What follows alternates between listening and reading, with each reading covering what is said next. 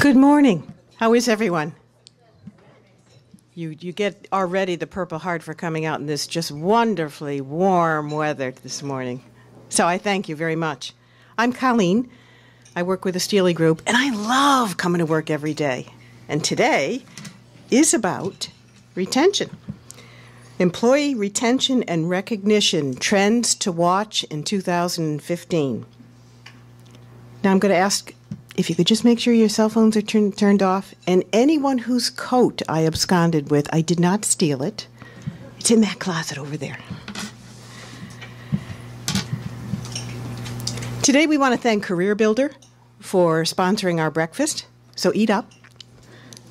And I would like to introduce Colleen Drager, another Colleen, my God, it doesn't happen very often, from CareerBuilder.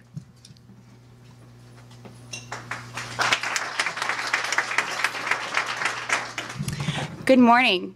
Thank you so much to the Steely group for having us today and being a part of such a great event.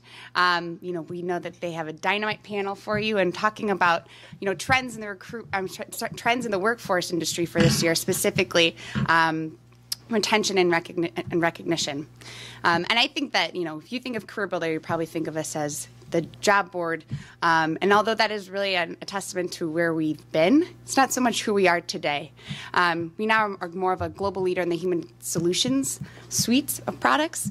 And really what that means is that we're able to help partner with companies like the Steely Group, give them more data and better intelligence to help make better, faster decisions when it comes to finding talent in that, and really a lot of pre-hire platform ideas. So what I wanted to do is just take a second to thank them again for having us. And I also wanted to let you guys know of an event we have coming up here in September. There's some information about it. We have an event called Empower. CareerBuilder's mission is to empower employment. Right? And we really want to help utilize all the human capital labor market data that we have and make it usable to end users. And like I said, partnering with companies like Steely Group has really been a great way for us to do that. And I would say today, all of you guys have an opportunity as well to empower your employees, right? What are some ways that we can help empower our employees to get the most out of them when it comes to recognizing them for what things that they're doing well, or through retention, giving back to them in ways of reskilling them in order to make them better at their next role within your company, making them more productive for you and for the company long term. So those are just some ways I think that, I'm sure today a lot of what you'll hear from the panel are some ways, different ways of how we can recognize employees, but then also retain them for to make them better, productive employees for your companies today. So part of the Empower theme that CareerBuilder has, we actually are holding an event September 8th through the 11th, which I know seems very long from now. But it is we're putting on a 2-day event here in Chicago. And it's really, we're going to be flying in world-class speakers to speak about a variety of different things. There's going to be more information about that. And if you actually see, there's a link, careerbuilder.com/empower2015, if you would like more information. There are tickets available. It's going to be a wonderful event with a lot of rich content, and I would invite you guys all to take a look at it. And if you guys have any questions about that, please let us know. Thank you so much again.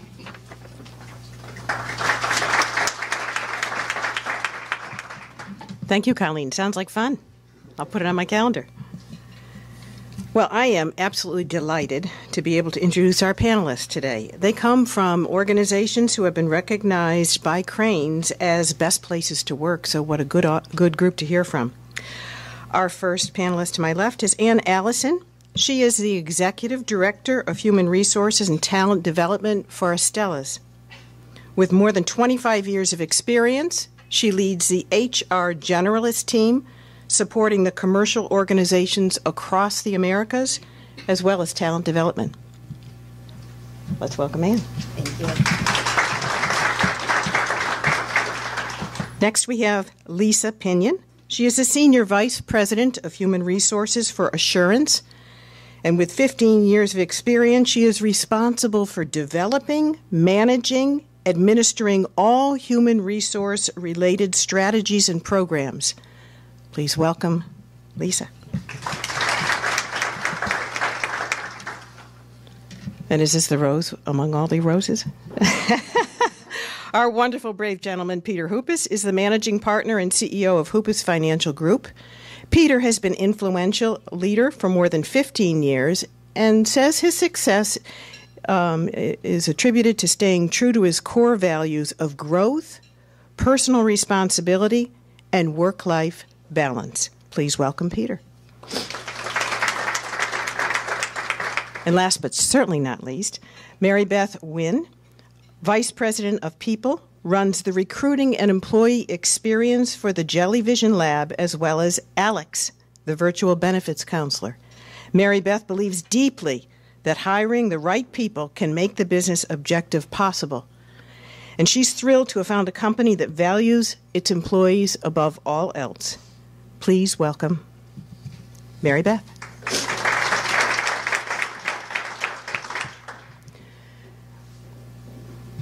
And now we have our moderator, Tracy Goldthwait, from the Steely Group. She is our Senior Vice President at the Steely Group.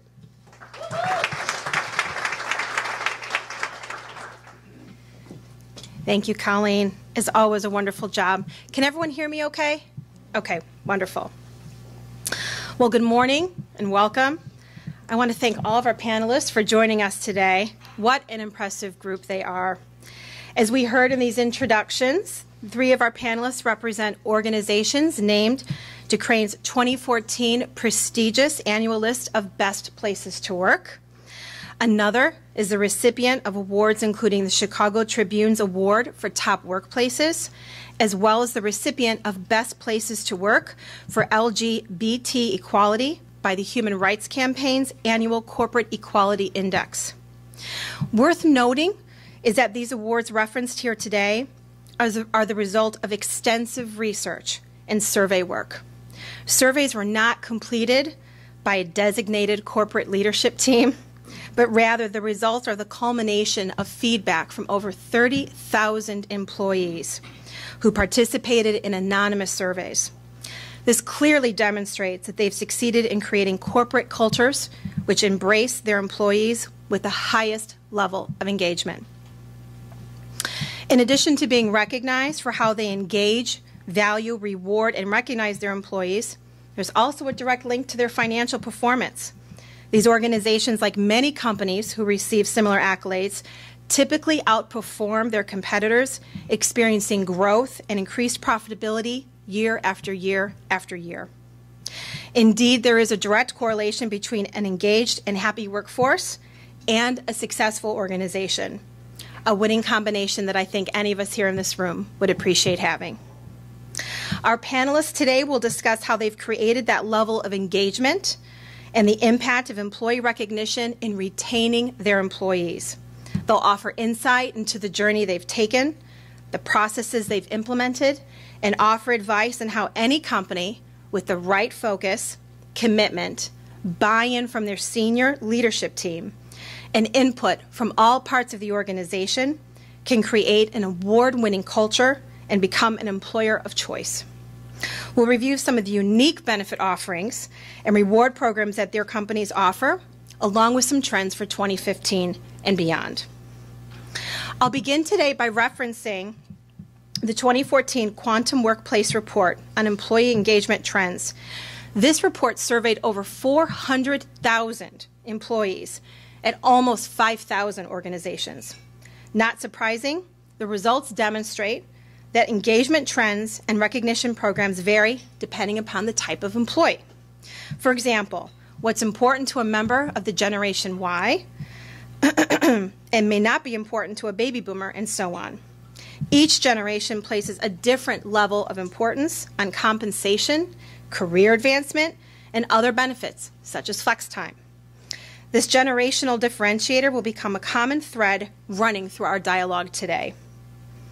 So, for the first time in history, we have 4 generations active in the workforce. As a quick review, this was a new term for me even when I was doing my research. The traditionalists. These are the folks that account for the smallest and most rapidly declining group. They're born between 1922 and 1945, and they're probably really darn ready for retirement. The baby boomers, which represent 38% of the workforce, and were born between 1946 and 1964. Generation X-ers, of which I'm a part, who represent 32% of the workforce and were born between 1965 and 1978. And lastly, Generation Y, or also known as the millennials, who account for 25% of the workforce and were born between 1979 and 1997. So, before I start with a question for the panel, I want to take a quick informal poll. Who would like to guess which generations are the most engaged in the workforce? By a show of hands, who believes that group to be the baby boomers? Okay. How about Gen Xers? Okay, definitely a few more there. Millennials? Okay. So, interestingly enough, I saw the fewest hands for baby boomers. Guess what? They represent our most engaged portion of the population at a 79% engagement rate. And then millennials, 25 years and younger, were the next most engaged with 71%, and Gen Xers with approximately 70% engagement. So it's not too crazy of a swing, but interesting to note, isn't it? So let's start with my first question. I'm going to begin with Mary Beth Wynn of Jellyvision. Mary Beth, your company is recognized as being the #1 place to work for millennials, or Generation Y. As you have overseen your organization's consistent growth in the recent years, what were the things that you recognized were important to that population? I think it's interesting that we're incredibly honored when Crain's announced that we were #1 for millennials, but I was somewhat shocked because I've got to be honest, we don't have any recruiting or retention strategies that are aimed specifically at millennials. I think, though, the culture that we've developed and the recruiting strategies that we use that we think are great for everyone resonate particularly with the millennials. And some of what I see there, we are a very, very flexible company. And we provide a lot of flexibility in terms of where and when you work. Folks work from home. Folks work the schedule that works for them. We put a lot of trust in our employees to get their work done and don't get into details about where and when and how they're doing that. And so it's flexibility. I think also opportunities for growth and responsibility. We're a small company. When I joined Jellyvision about almost 4 years ago, we were under 50 employees, and now we're at 180 with an enormous hiring push going on right now, so we'll very, very quickly be well over 200. And that means that we've just had tremendous opportunities for growth, and it hasn't been gated in any way by how senior you are, by how long you've been with the company, by what your background has been. It's been about the skills that you've got that you can offer and what you step up and do. So real opportunities for growth and responsibility. And also, I think, there's a real strong tie between what everyone in the company is doing and the company's purpose and mission. And that means that people really know why we're doing what we do. We have tremendous belief in our products, that they make people's lives better and easier. So even though we are a for-profit company and our ultimate goal is revenue, people feel a deeper meaning or purpose to the work that they do. And you may be hearing me echo Daniel Pink's autonomy, mastery, and purpose in those 3 things. I think that's intentional and really good guiding principles for a company. But what I think is really interesting is that those principles, they really resonate with millennials. And I think that there are a lot of companies that even if they pursue that for more senior level executives. It's not that unusual for senior level people to have a lot of flexibility about their schedule. It's not unusual for senior executives to understand what a growth path is for them or to be constantly asked to take on new responsibility. And it's not unusual for your senior folks to really understand the mission of the business, why you're special and how that ties back to their job. But for entry-level employees, sometimes that can get lost. And I think for every employee in the company to be able to see that makes us stand out more for millennials than it does for senior-level talent. Yeah. Although I think we're great for senior-level talent, too. So I don't know, is it sour grapes that I want to be #1 for everyone? I'll take it. Very good. Anne and Peter, the article I referenced a few moments ago listed the top drivers for employee engagement found among the best places to work organizations. Some of these top drivers included: the leaders of this organization are committed to making it a great place to work. I trust the leaders of the organization to set the right course. I believe this organization will be successful in the future.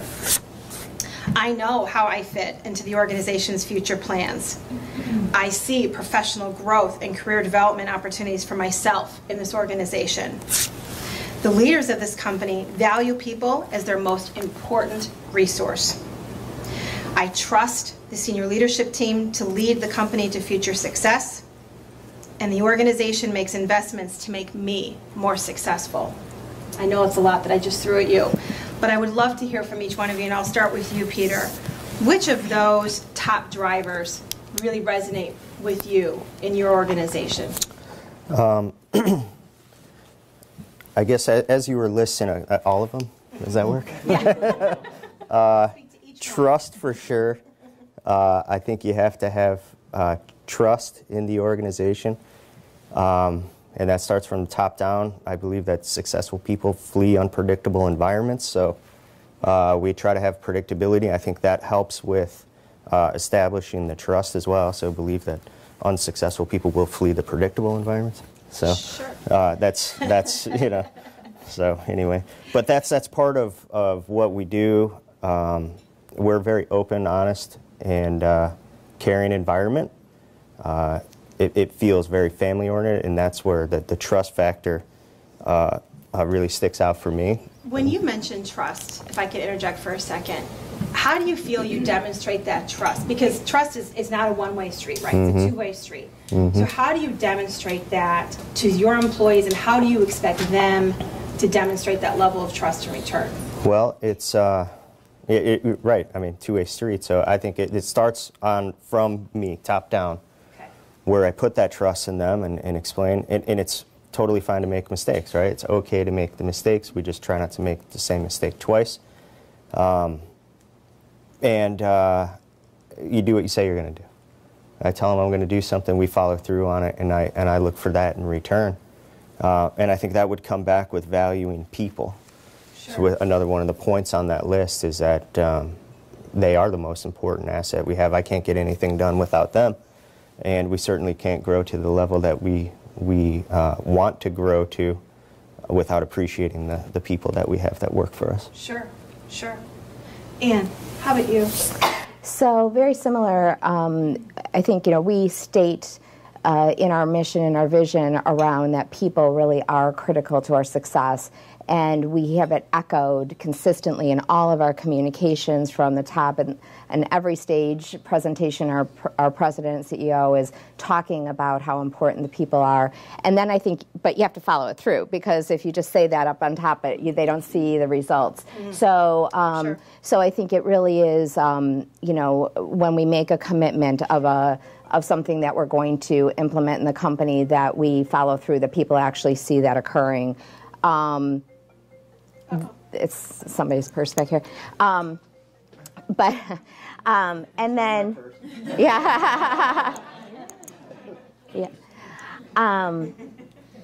And then I think it's also, so we actually teach behaviors of trust in our organization, so that we, and it comes from Covey, but I think, it really does, you need to make sure that people understand how do you build trust, and how does that actually show up, and then we talk about those behaviors and how we make sure that we're following through on that. So it is about, when you make a commitment, are you meeting that? Are you really listening to your people? Do you really understand what's important to them, and then are you then giving them what they need? And so I think that really is, those things as we've built the organization. It seems that there's a common theme around communication. I'd love for any of you to kind of touch upon, what are the best ways to communicate? Is it all ways of communication? In-person meetings? Is it email? Is it conference calls, in person? What's the most effective way of communicating the things that are important to the organization, these things that are going to drive that engagement? How do you get people's attention, right? We're all so busy. You constantly hear people on the phone, and they get an email and you can tell they trail off, right? Because they're reading their email that they've just gotten. How do you capture their attention? So I think telling stories is really, really important. So I think people need to hear from their leadership. They need to see them as real people, and they need to understand how, hearing the stories about how the organization was built, how we've made decisions that we've made, and so the employees really can see themselves in those stories, and they understand where we're going. Because I think if you just talk about, here's our financials, which I think, of course, is important, and people need to understand the business, but they need to see where they fit into that. And I think doing it live is the best, but then making sure you have a full communication plan that actually, they always say, you need to see it 7 times before you remember it. So making sure that you're looking at all the ways people communicate. So millennials might be different than, the baby boomers. So you need to make sure you're hitting all of those different needs. So we tend to pepper communications and all those, it's on the internet, we're sending out texts, we're doing it from stage, we're sending articles, we're having leaders follow it through in their team meetings. So I think for us, it's all of it. Yeah, that's excellent. It's interesting, you're mentioning, off-site, in-person meetings. Lisa, I know yesterday you had your huge kickoff meeting at Assurance. I'd love to know, what were some of the things that you were focused on communicating in your meeting yesterday? So great. So every year we hold an annual meeting. We take all of our employees off-site and we share with them a couple of key pieces of communication. First and foremost, we talk about the prior year and our results, how we did financially, how we did from an employee growth perspective, any initiatives that we were driving the previous year. We make sure that we close the loop with our employees and let everyone know how we did. We also use that as an opportunity to share some of our value creation stories. So how we impact our clients and how we make their lives better.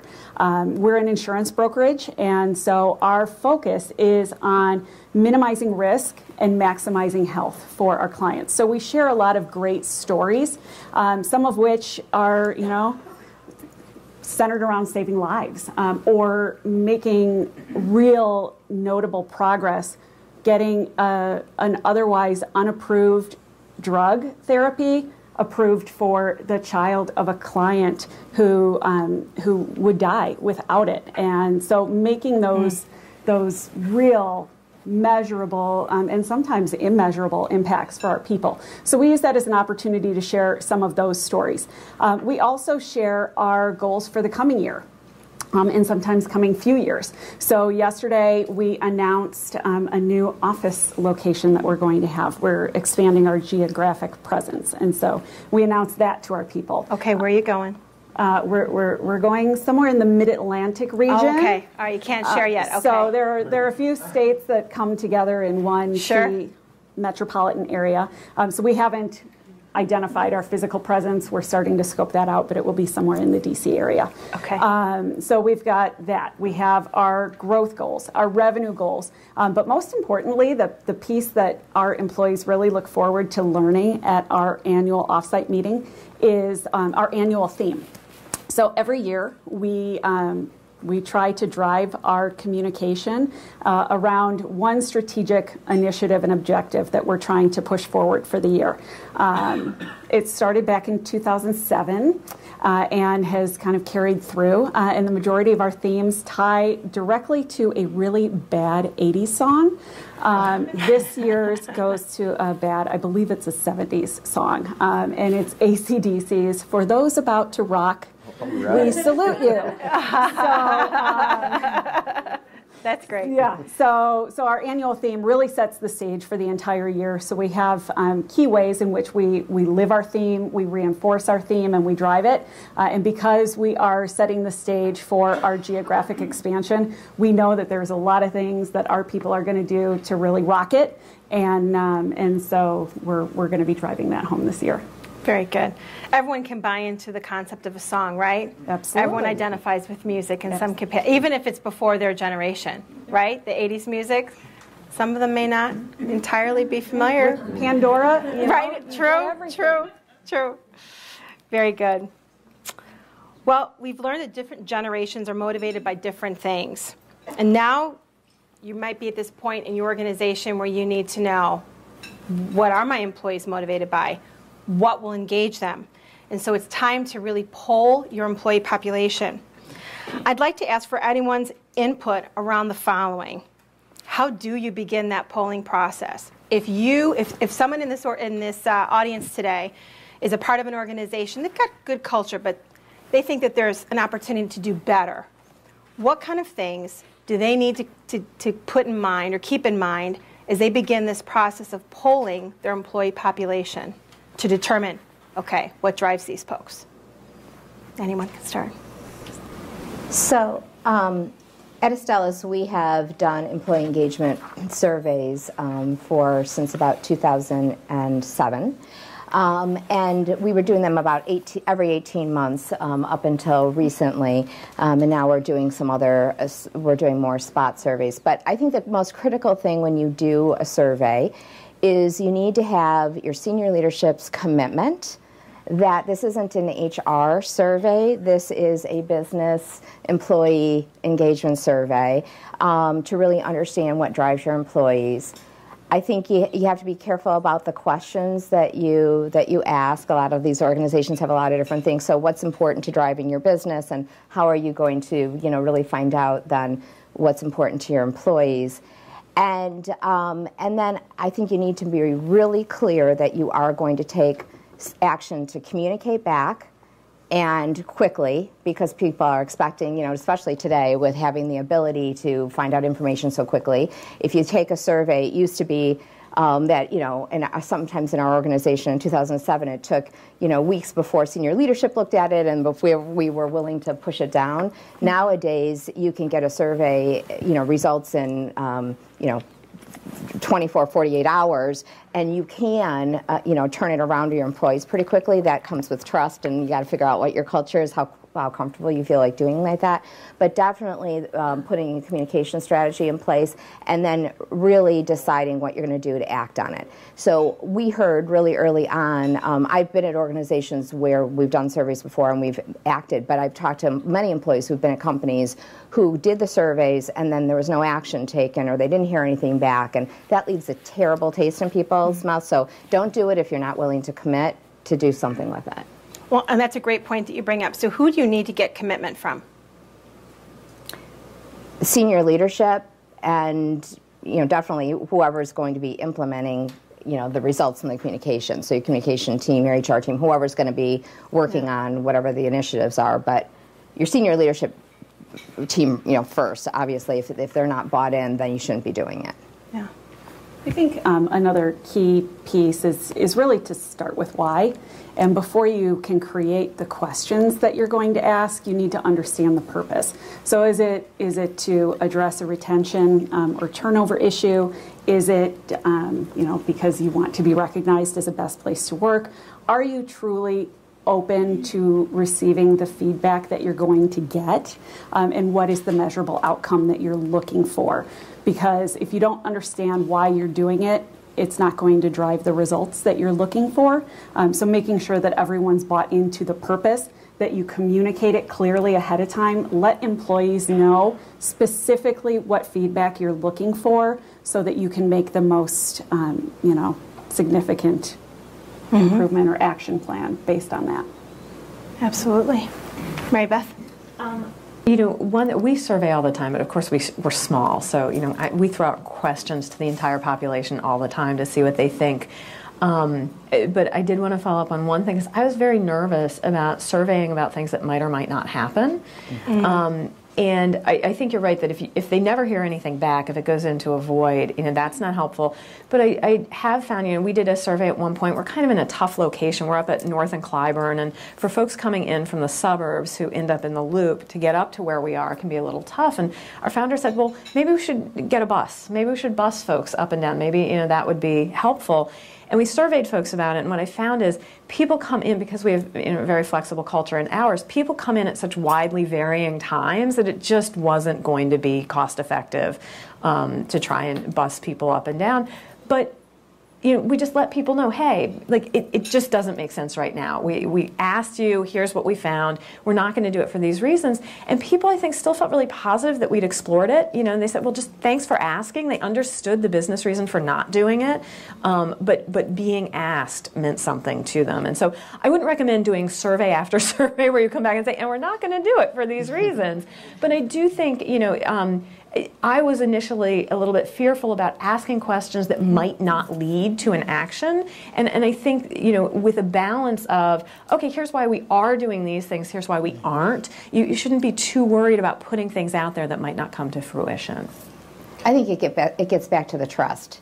So if you created a culture of trust and open communication, then you should be able to share the results, whatever they are, and the whys and, like you said, the pluses and minuses. But if you don't explain it, then people make up their own things about it. So I think it's important that you do share. Yeah. Absolutely. Any recommendations for how long a survey should be? Is there like a, hey, don't ask more than X amount of questions in a survey because you'll lose your audience? I mean, our surveys were between 50 and 75 questions. Okay. So, pretty and comprehensive. over about 12 categories we were looking at. Okay. So ours, we kind of handle the surveys in a little bit of a different way. So, strategically, as an organization, we pick the 5 external surveys that we want to participate in on an annual basis. And they're all centered around being a best place to work, either geographically or within our industry. And we let people know at the beginning of the year that these are the surveys that we're going to participate in and why. This is around the time that you'll be asked to participate in them, so be on the lookout for the emails. And those tend to be a little bit longer. And because of that, the internal surveys that we do, I send, we call it a pulse check survey twice a year. And they're really just a quick 6-question, not open-ended, it's almost like a net promoter score type of survey, where we are looking specifically for people to give us their level of engagement at that point in time. And then we kind of dissect it based on team, tenure level, and then position within the organization, and very high level position. So are you manager, staff, or in sales? Got it. But those questions we do, we make sure that survey is very short and sweet because we're very conscious of the survey fatigue that the other surveys can create for our people. Sure. If I can weigh in one more time, and some of you may know Jellyvision from You Don't Know Jack, the kind of irreverent trivia game. Some of you may know us from Alex, since this is an HR space, the benefits counselor. But our founder, his initial company, it's now Jackbox Games, did this really irreverent trivia game. And then he founded our company about 14 years ago based on this idea that humor really helps engage people, and it helps them learn. It helps them engage with boring material or difficult material. So that's what we do in our products. And I'd love to hear you talk about this theme, and it's got a feeling of playfulness, and people really buy into it. We find that, also with surveys, if the survey is funny, if there's some humor to it, if it's going to be surprising, people won't be like, oh, another survey. I mean, people will engage with it. They'll open it up to see what kind of kooky thing's going to be in there. And I know not everybody's corporate culture will allow for injecting humor, but it is the easiest way to engage people and get them to open something up if they think they're going to get a smile or a laugh out of it. Very, very true. Very true.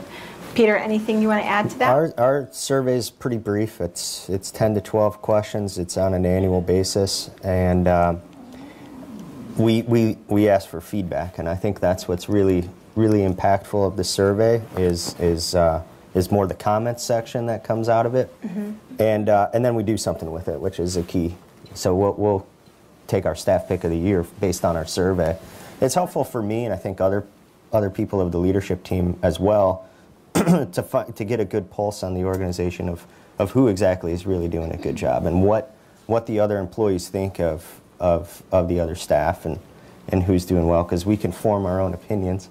I certainly can, but then when I get the feedback, it's like, oh wow, so, and then I can go up to that person and say, hey, you're doing a really good job around here, and they love that. And so I use it as a way for myself to get more engagement, but and then we also do our staff pick of the year. Got it. Speaking of engagement, I'll do another fun poll. Between men and women, which population is more engaged? By a show of hands, who thinks it's men?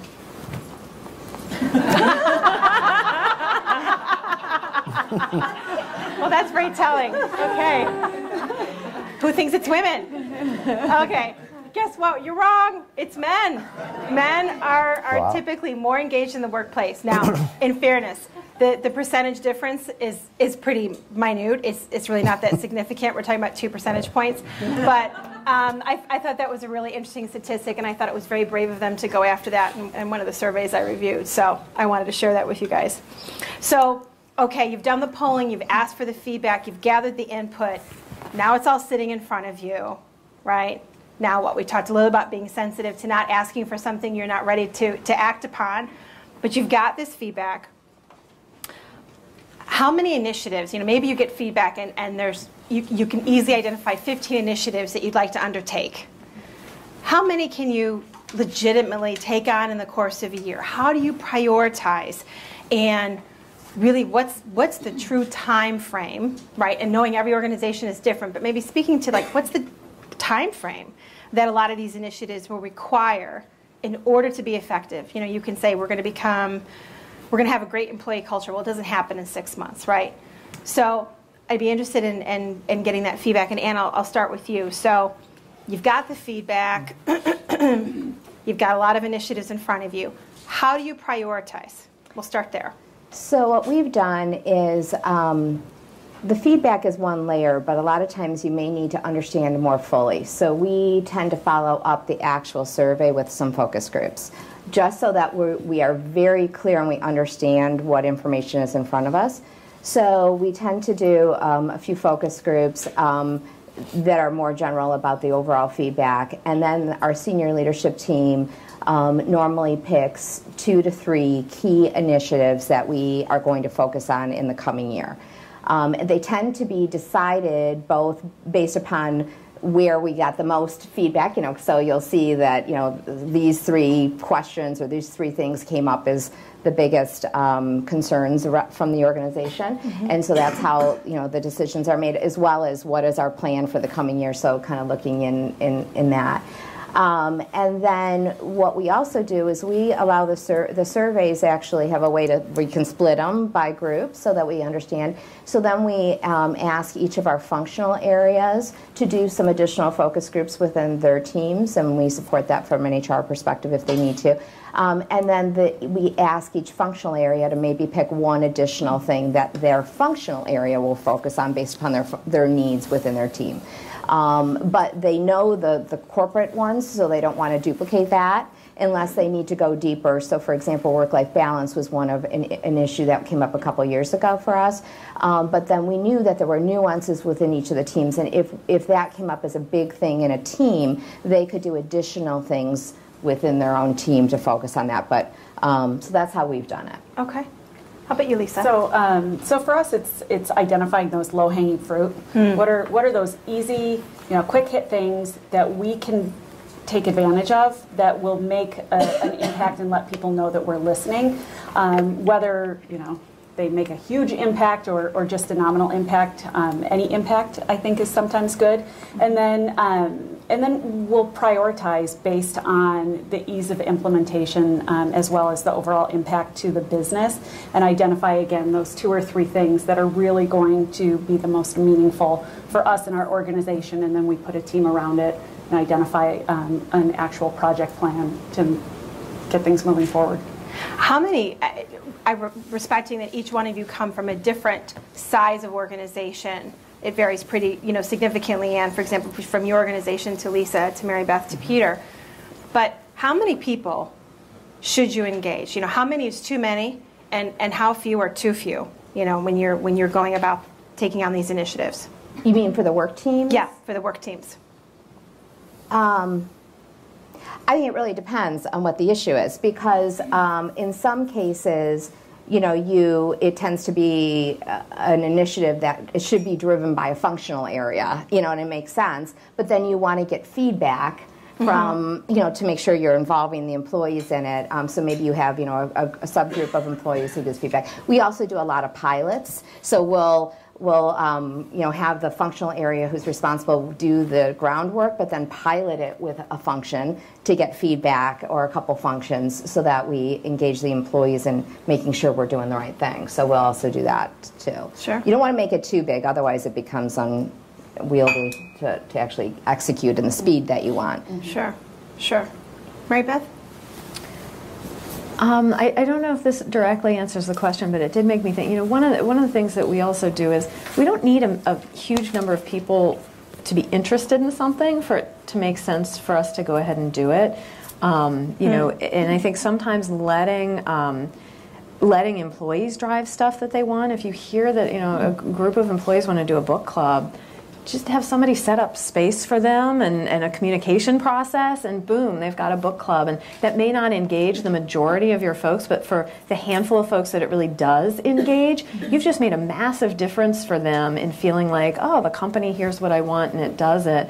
And that's, I think, somewhat the low-hanging fruit, right? Like very, very low cost, but people are like, oh, you heard me and you did something, even if it's just designate a room and set a schedule, So we've got a lot of little things that kind of bubble up from our employees, and we just added a manager of employee experience to our team, because I think what we found is this stuff was happening kind of grassroots, but as we've gotten bigger, people don't have the time necessarily to do it, and we did need a person to be more of the facilitator of that. But I don't think you need, you do want to focus on the things that everybody's looking for, but if you've got a small group that wants something that's pretty easy to do, impact that small thing can have on that small group can be super, super important.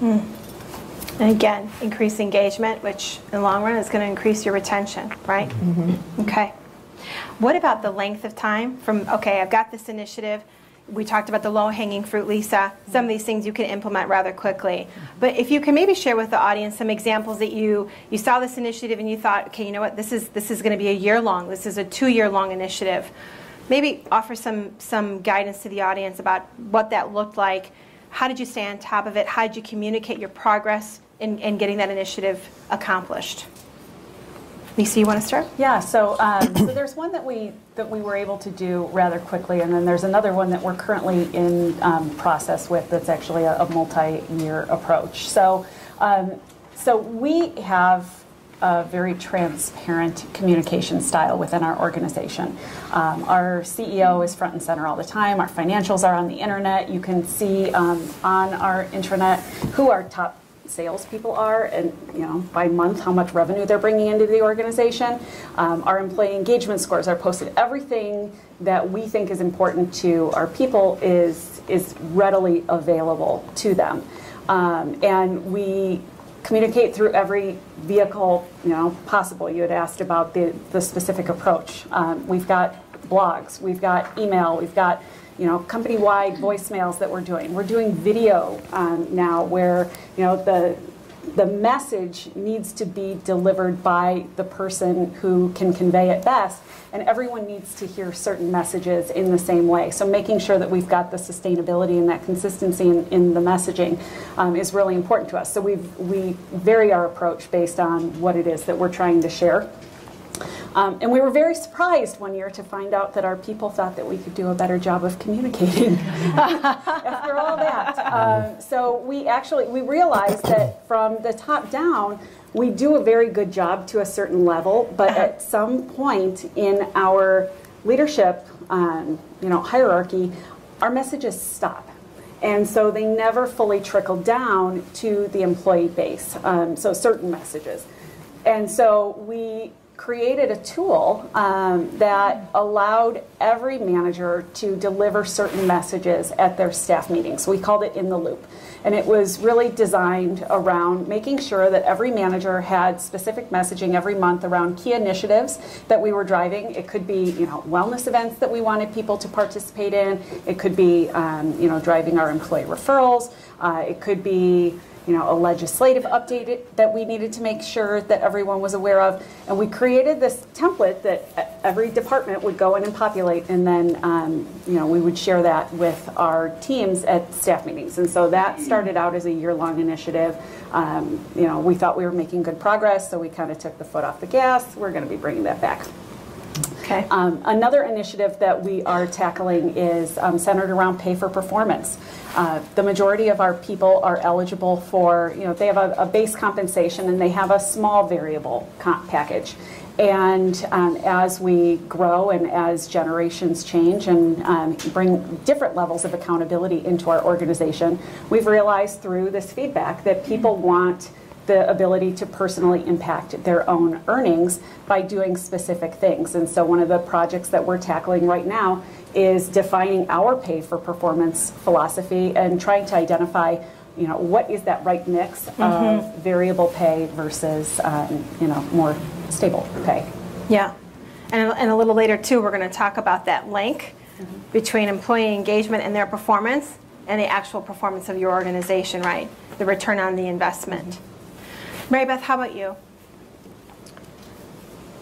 In terms of time, I think we have the luxury of being small, I think, and being able to really move quickly. But I do think, for example, right now we've instituted a lot of management structure that we didn't need to have before. And along with that, we're really looking at, okay, how do we make sure that all of our managers are really trained in being good managers? Because at a certain point, you can have all the messaging that you want, but if the managers who are day to day working with your people and the ones that your people go to when they have questions, if they aren't good managers, if they don't know how to connect the company goals with the individual work, if they don't know how to address performance issues or unhappiness or whatever you're trying to deal with, it's not going to get done.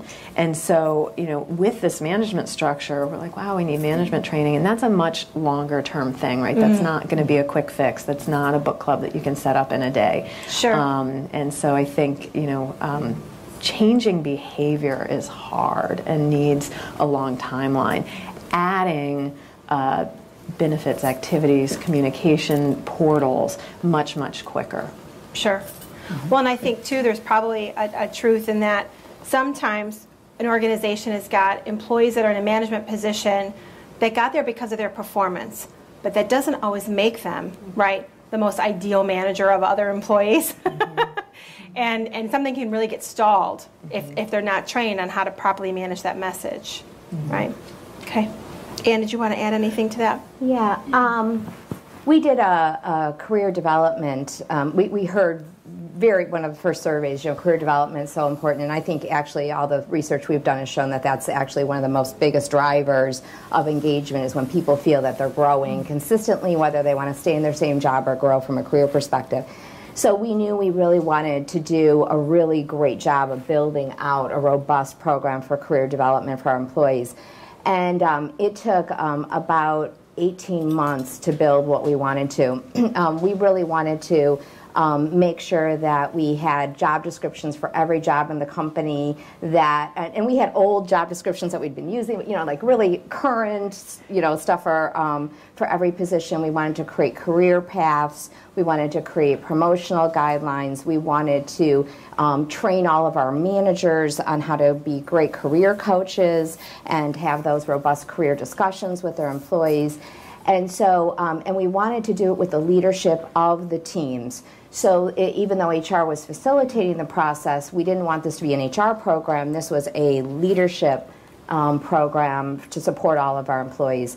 And so we worked with each leadership group, so say the marketing team, the sales team, the research and development team, and we then built the resources within their teams, and then we automated everything so that it was all on a portal that every employee could see. So if they were in marketing and they decided they wanted to go be a scientific liaison in our a medical affairs team, they could see the job description, see the career paths of whatever area of the company they were interested in, see how they could move into that area.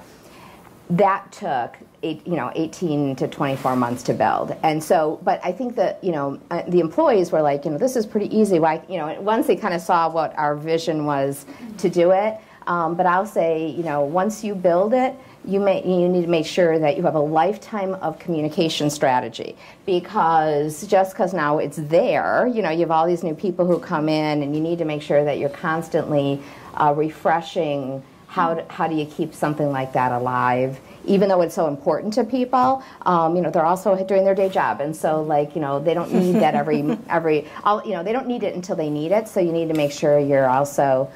We always are sharing, bringing in examples where people have moved in their careers and doing profiles of those individuals and getting them on videos and blogging and that kind of stuff. So really, so that was a big one for us. That's huge. Yeah. It's hard to maintain the momentum, I would think.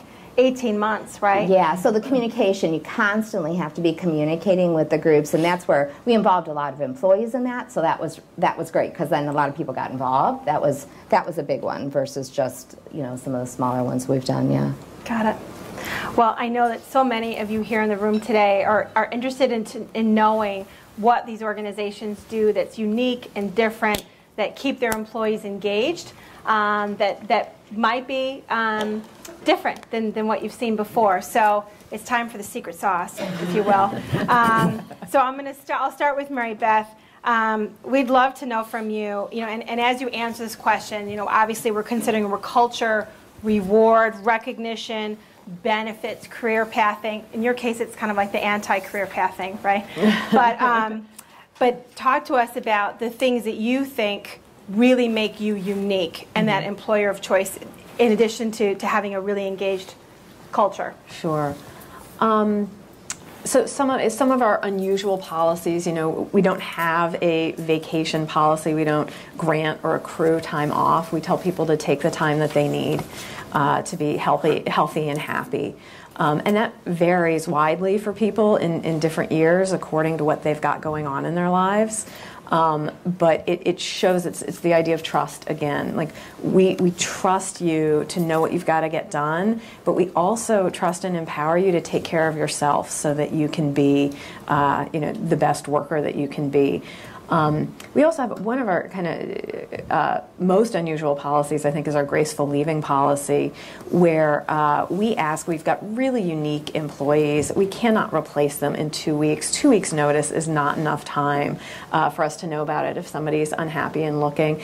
And honestly, it's not even that people are unhappy and looking. They're just, we get a lot of creative types, and they may just want to pursue a passion that we, they want to be on TV. They want to go to LA. They want, whatever it is. It's something they're not going to find at Jellyvision. And so, if somebody is thinking about looking, we ask that they let us know as soon as they begin their search. And we will support them in that. And we will keep them, if there's going to be a bonus that year, we'll keep them in the bonus pool for the amount of time they worked that year. We really, and that again asks for a lot of trust, that you're going to trust us, that we're going to, continue to support you and consider you a valuable resource even after you've told us. But I think it makes it so much more comfortable for people. They can be upfront about what they want, and gives us the chance to talk about whether maybe we can give them that at Jellyvision. They didn't realize that there were options. And if we can't, then we can be supportive to them and helpful in that process. Can I just interject really quickly there? I think that's so key because, a theme for today is the retention of your valuable employees. And how many times do we see employees leave an organization because one or both of the parties did not realize that there was a need that was going unmet, or there was the lack of an explanation about what could be next for them. So just by creating that environment, if the you've got a impact's got to culture be huge. of, you really have to hide it from your manager that you're thinking about leaving. You aren't having honest conversations. You aren't hearing what your folks need. And to create a culture of just, be upfront with us and we'll take care of you. And if your people trust you to take care of them, it works out, really, really well. And so, those are some of our more unusual, I think, approaches to things. I also think that we have a really, really in-depth hiring process. We really make sure that the people that we bring on are going to be worthy of the trust that we place in them.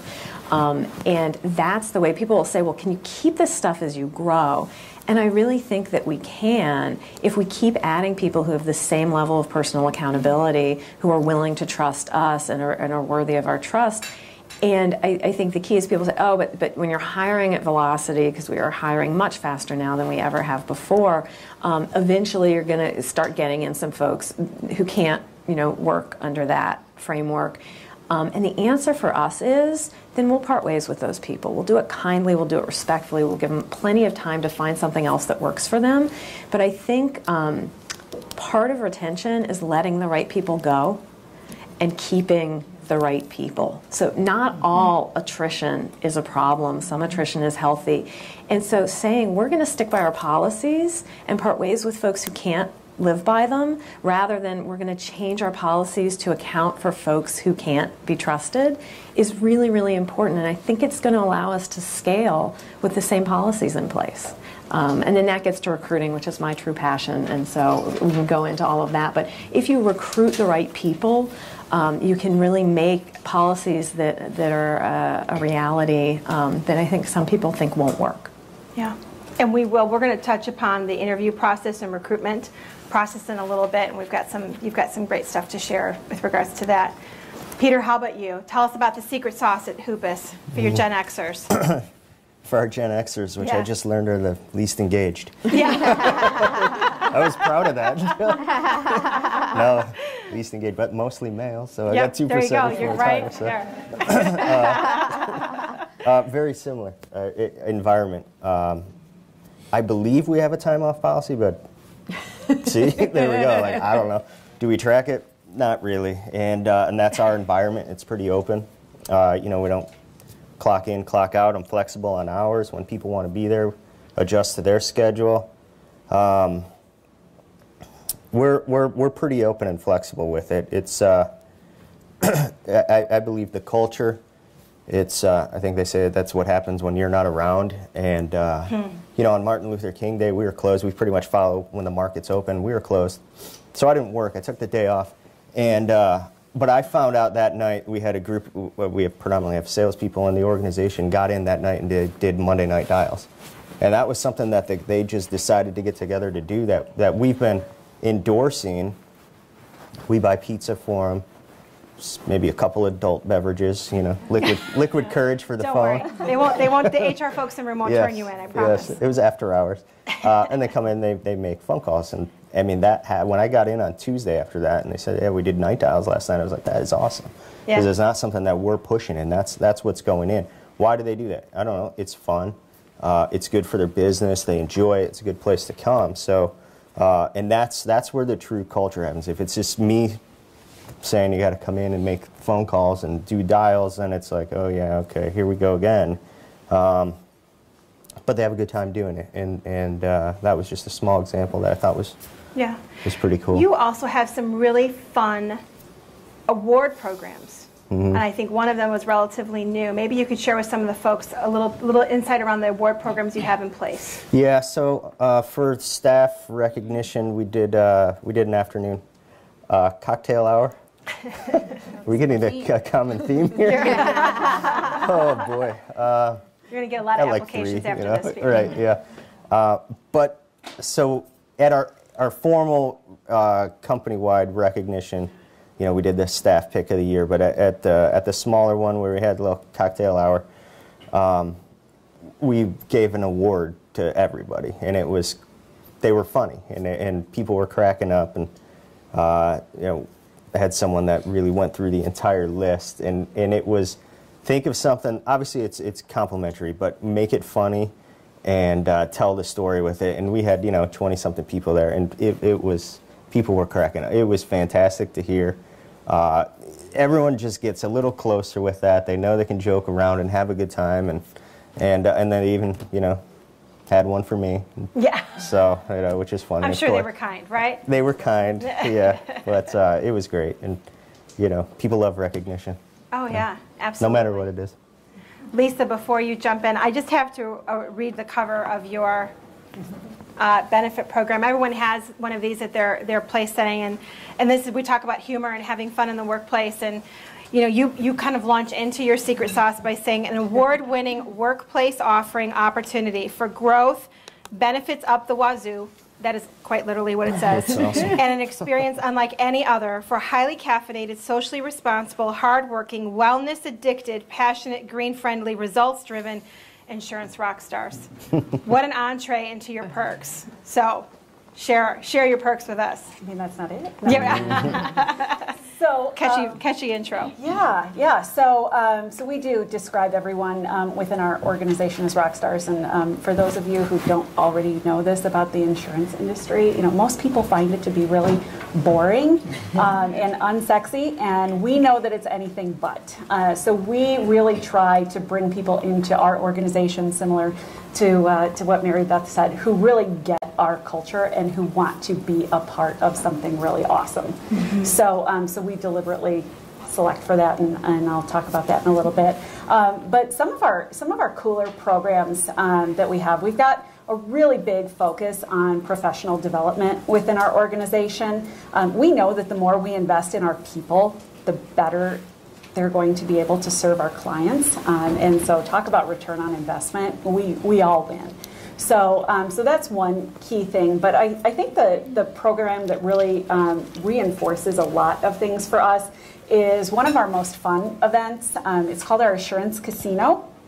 And every quarter, we host an event where our employees can spin a wheel and spin a wheel for cash, because cash, do not believe the recognition companies, cash does motivate. So they can do a number of different activities that throughout the quarter that give them chances to spin the casino wheel. So we have our lucky 7. And so if they do any one of those 7 or a combination or multiples, they can earn, the more things they do, the more chances they could potentially have. But it's things like taking a professional education event. So whether it's toward a designation or just a continuing ed credit class, if they participate in one of our wellness events, if they participate in one of our charitable giving days, if they refer an employee who we hire, or a client whose business we write, or they give blood, any number of different things that they do throughout the quarter will give them chances to win. And what's really specific and deliberate about those lucky 7 is they're all things that drive our business forward, either through making them a better and more knowledgeable contributor to our organization, or being more socially responsible, referring a client to help grow our company, or referring top talent to help grow our company. So we really want to reinforce and recognize those behaviors, and it's a tremendously fun event that our people really look forward to. And you have an Olympics? We do. We have some key wellness events throughout the year, a couple of marquee events that we host annually. We have an Assurance Olympics, and so there might be pictures of it in your brochure. I'm sure, but they're out on our website, so if you want to check that out later, it's assuranceagency.com. So we break our organization into teams of 10. And each team, and they're all cross-functional, cross-discipline. We try to give opportunities for people to work together who don't normally work together. But they each represent a country. And just like the regular Olympics, I know it's a big shock. So each team, each country competes in our Assurance Olympics, and then has the opportunity to certainly medal. And kind of like Peter, we have a happy hour for our medal ceremony that people look forward to. So it's a lot of fun, and everyone is encouraged to truly represent the country that they're representing. So they dress up, and the costumes get crazy, but people have so much fun with it. Well, that's it. There's that theme again, fun, right? People love costumes. Yes. Any time people dress up at Jellyvision at the drop of a hat, and I think it's great. Encourage it. It's funny. Absolutely. And there's videos of that on your Yes. website, or if it's not on your website, you can Google them and find them. I'm thinking about the guy in the We just did a Elvis. year in review, and it caps off the year. We do a mustache day every year, and mustaches are really in now. But this is like we have been doing this for much longer than mustaches have been hip. And it actually started, the company used to be very small and mostly male, and our current CEO, Amanda, would send out emails on everybody's birthdays. And she still does this. Our CEO sends out an email recognizing everyone's birthday. Hey, so-and-so's birthday is today, and she throws in some sort of weird, she used to do facts, and then everybody would fact check her and come back. She'd have these weird facts, and everyone would come back and be like, that's actually not true, Amanda. But in any case, nobody was recognizing her birthday, and so they decided that they would recognize her birthday by taking her out for this big meat dinner. They went to one of the Brazilian steakhouses, and all the guys would grow crazy mustaches in her honor. And that has persisted as our company, one of our company holidays. We do Mustache Day. And so the men grow these crazy mustaches, and I mean, one guy shaved everything, like everything, his eyebrows, his head, everything except his mustache one year. One guy shaved a mustache into his chest hair one year. I mean, like, it is crazy stuff. But dressing up has become a part of Mustache Day, and people come in these crazy, and it's like, for me, it's like Christmas. Like, I go in just to be like, what am I going to see? What's going to happen? I wake up so excited to go that day to just see people wandering around before we go out and have the meal. And it's fun. It's funny. And then one of the guys dressed up, and it turned into a company presentation where he was lip syncing, and it's just crazy. It's the kind of thing that just happens at Jellyvision. And I think some of that is giving people the permission to have fun. Yeah.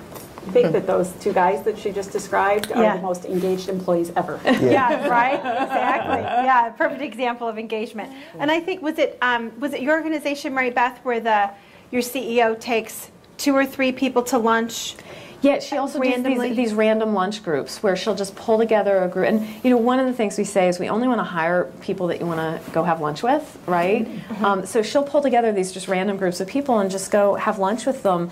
And it lets her stay in touch with folks throughout the company, and it puts people, you know, as we've gotten bigger, some of this is, it used to be that people would eat lunch at a big table, right? So, like, everybody was eating lunch together all the time. Now that we're so big that we can't do that, it's a way to get people who otherwise don't have a lot of social interaction going out and meeting each other and hearing about each other personally, and also what each other does, so that they can have a better understanding for the company. Sure. Well, and imagine the feeling they have. You know, they're at an event with family, and they say, "Yeah, I went to lunch yesterday with the CEO of my organization."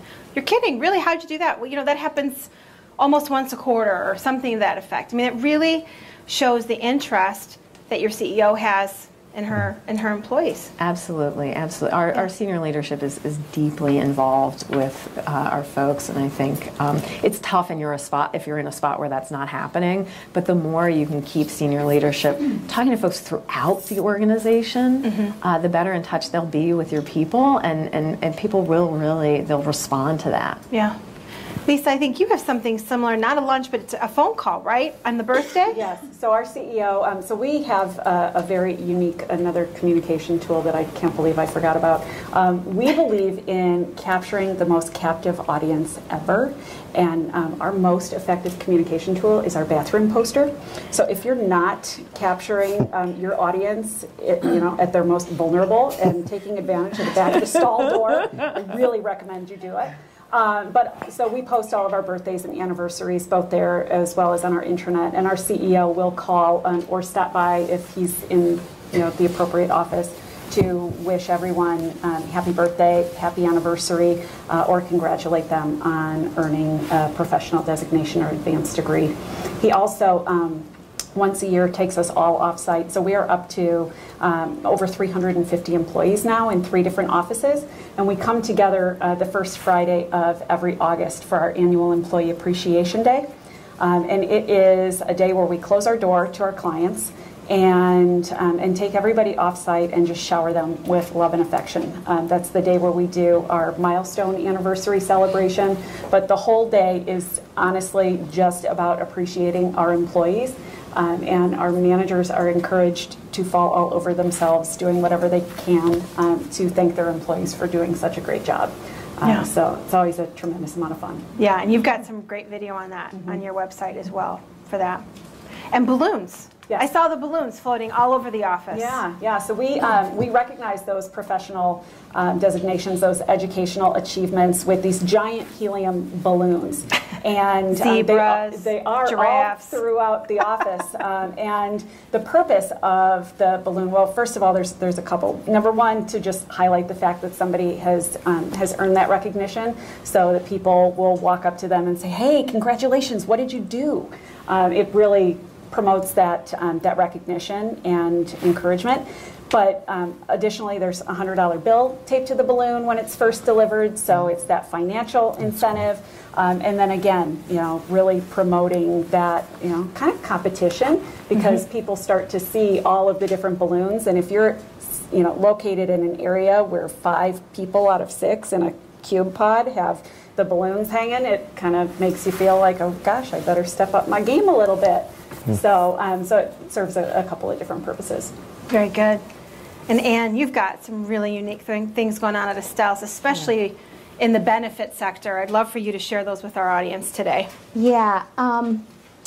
With all the changes in Obamacare, we were ranked in the pharma industry as top 3 in benefits that we were giving to our employees, and that was as before this year. So we've had to relook at things as the Cadillac tax is coming in and some other things. And one of the things that we did, which we have found is totally unique, and our vendors say nobody else is doing it, is we have mainly a Gen Y and baby boomer population. 60% of our employees have young children at home and are taking care of parents. And so we really started to look at what were the real needs of our employees in having resources available to deal with the issues that they are dealing with, both at home with their children and with their parents.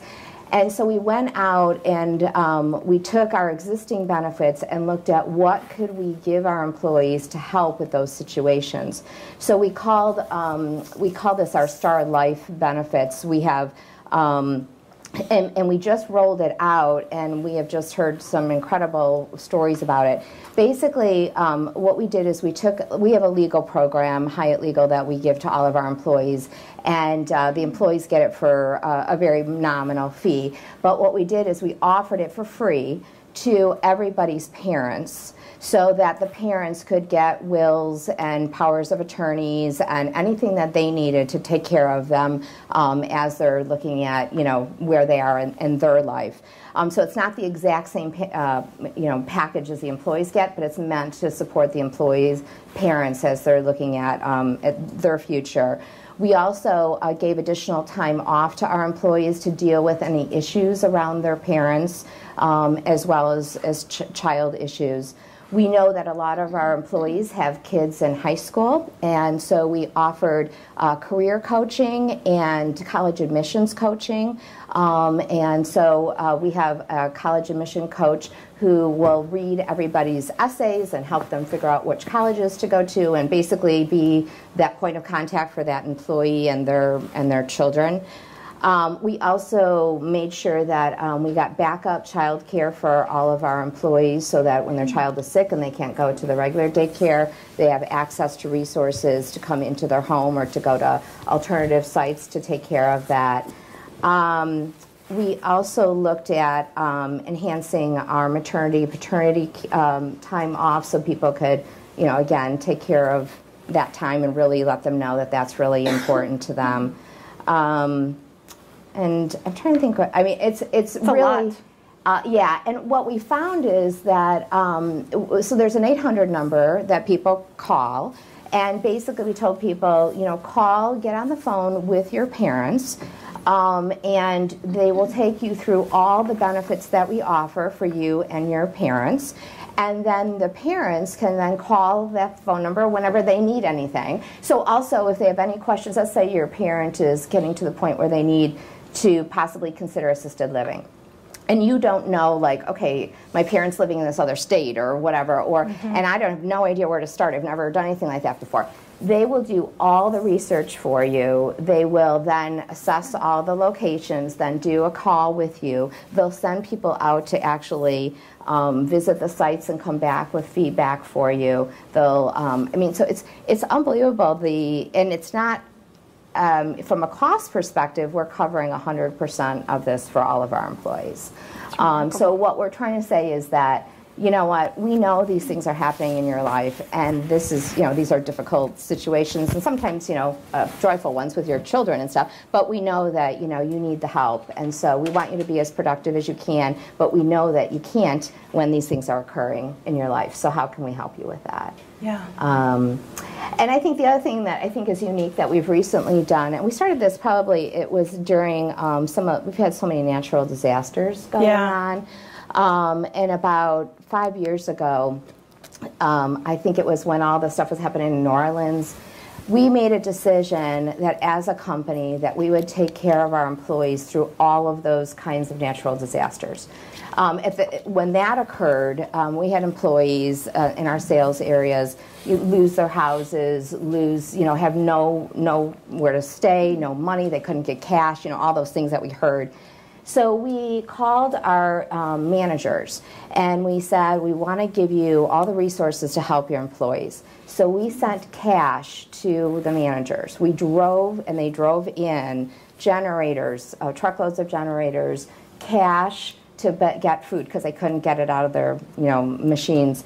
We put people out. We moved them to wherever we could get them into hotels. We paid for all of that. We gave them additional time off to take care of all of their insurance issues and all the stuff that they needed. And what was unbelievable about it is, even though, it was just caring, for your people, that spread, and we did no communication around it other than to the people who were affected. But our entire employee base were just floored, that's what we were doing. And we have fires in California and all over all the things that have occurred everywhere. We've got 4,000 employees, many in the field.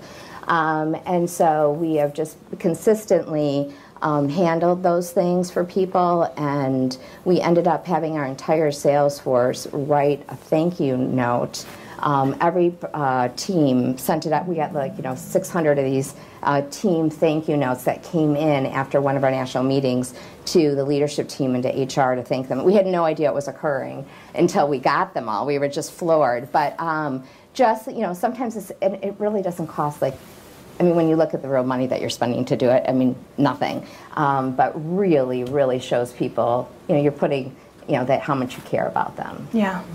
Yeah. Not just as an employee, but as a person. Right. Right. And recognizing the challenges that they're facing. It's a remarkable story. Yeah.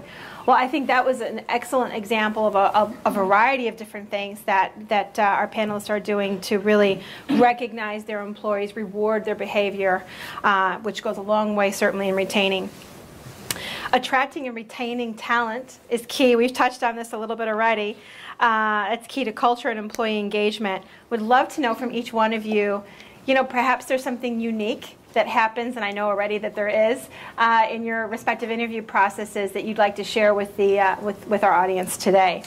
Mary Beth, I'll start with you again. Sure. We're difficult. We have a really in-depth hiring process, and it asks a lot of people, and we are eternally grateful that people are willing to go through that process with us. And we try and show that in the process, but we do ask a lot, and we don't apologize for it because I think it gets us the people that we want.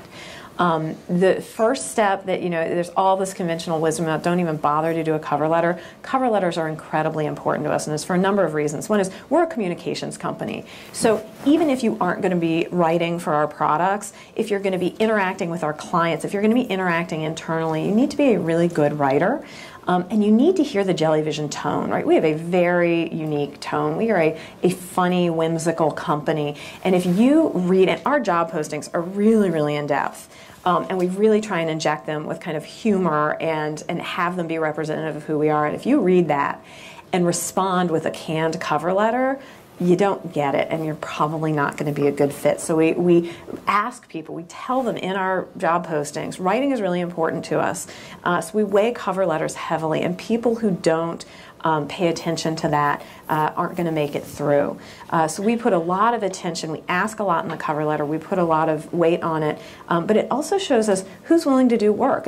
Job searches are hard, I get it. But if you see Jellyvision and you say, oh, this is a place I want to be, I'm responding to who they are, I'm going to show them how I fit, you're going to take the time to write us a custom cover letter. And if you don't, you're probably not going to be a fit for us. We also have an audition as a step in our process for every hire. And this is on the theory, I think it was at SHRM that I heard a fellow speak about effective interviewing, and he said, you know, if you want to hire the fastest runner, do you go down to the track and watch them run, or do you invite them to put on a suit and sit in a room with you and talk to you about how fast they run, right? And I think we really try to parse out in our process, what can we learn about people from talking to them and hearing about their past experience, and what do we need to see from the way they handle a task. And so we create a custom audition for every role that gets at some of the key skills that we're not going to be able to learn about from talking. And we try not to ask for more than like a 4-hour commitment of time-ish, depending on the role and what we're asking for. And often it's something we email out, and we say you have 2 days or 5 days or whatever to complete it. And we try and be really respectful of people's schedules and let them time when they get it so that they're going to have the time to work on it. But again, it's asking a lot, and to a certain extent, it's asking for trust. You know, you're going to trust us that we're really going to take you seriously. We don't ask the audition of people that we haven't already screened and think are going to be potentially a good fit. But you're going to put the time in and show us what your skills are. And what we find is, you know, people just go above and beyond. They go crazy. They have so much fun with these. And I always say to people, if you aren't enjoying the audition, you probably aren't going to enjoy the role. So stop right there. Let us know. That's fine. But, you know, if you're an artist and we ask you to design something, if you love what you do, you're going to love having that task. You know, to hire recruiters, we give them some cover letter and resumes, and we say, you know, what would you ask these people to learn more about them, and who would you choose? Who should you bring in for an interview? And if you love recruiting, that's fun. Like, let me get at it. Let me parse this cover letter. Let me look at this resume. You know, I probably spent 20 hours on my audition for Jellyvision, to be honest. And I've got little kids, so it was after I put the kids to bed. I'm staying up till 2 in the morning because it was so much fun, and it was an opportunity for me to show I have a non-traditional background. So I was not recruiting before I came to Jellyvision to run recruiting. And it gave me the opportunity to show, even though I don't have a traditional background, I can do it. And I think that allows us to hire people that other companies aren't looking at because they don't have the degree that you're looking for or the years of experience you're looking for, but it gives them an opportunity to demonstrate they can do the job. And that brings us people who are really excited and enthusiastic but aren't getting maybe the same reception from the larger market. So we get diamonds in the rough. And then we can be really, really confident that they've got the skill set and focus our interviewing on other stuff, on trying to get to know them as people. But it shows us all kinds of stuff about their work ethic, their attention to detail. Did they hit the deadline for it? Did they have typos? I mean, it just gives us such a wealth of information. That you know, I think that's part of helping us bring in people that we really think are going to fit our culture and be successful. And our culture isn't just fun and mustaches and dance videos. It's also, you know, we are very hardworking. We have incredibly high standards. We ask for people who are self-motivated and self-managing, and the audition really gives us a chance to see that in the process. And then we also try to give people real honesty and real access to our people in the process. They meet with a lot of people in the company. When I got there, we were just abandoning having everybody in the company meet with everyone, right? Not practical when you get larger, but we really try and give them access to a lot of people who do the job, a lot of people who interact with the job, so that they're getting information about the position just as much as we're getting information about them and can self-select whether or not it's a good fit for them. Excellent. An audition. Yeah. Makes me nervous. And everybody's like, am I going to have to do stand-up? I'm like, no, I promise. If you had to be able to do stand-up, I would not be here. Peter, how about you? Tell us about your interview process. It's pretty in-depth as well. Sounds like a lot of similarities. I mean, our audition, I guess, is we try to have them do job sampling activities as it relates to the sales position. Our idea of that recruiting process is more selection. So we're literally trying to weed people out. It's about five interviews long. At the end, it's really we have the right person. We're looking to get the right person in the organization.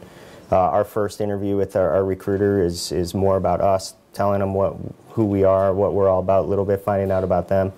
And then after that interview, we send a sales aptitude test, and that's really the first cutoff. If they score high enough on that, we'll invite them back in for a more in-depth interview of finding out what's important to them. We dig deep on them. We give them homework after that. So after that second interview, it's a quality of life sheet that we have them work on that talks about, again, finding out what these people are about, what goals for the year. What do you want to learn just for the sake of learning? What do you do for fun? Where do you want to travel?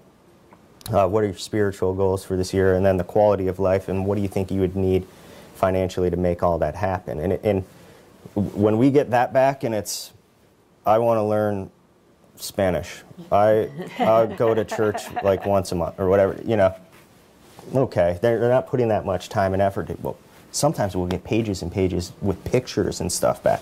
That's the person that we like. They're passionate about something. They spent the time doing it. And they come back and they give that to us. And that helps us work with them to help them get what they want out of life. And that's essentially what we're looking for. So that's a big piece for us. And then as it relates to job sampling for our sales activities, we have them call people that they know and conduct a survey. Just what do they think about them entering the financial services business? What do they look for in an advisor? What do you think about me going into this business? What's your experience been in the past? So one, it helps them pick up the phone, which we need to do, ask questions, which we do, and some people might say, look, man, it's not for me. And that's what I tell them. So if you're going through that process and you're like, man, I don't like this, you're not going to like what we do. If you go through it and you're like, it's okay, come on back in.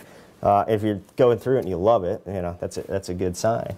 And so by the time they get through all this, and we'll have some off-site meetings in between where they're meeting with a manager, where they'll get together for a cup of coffee.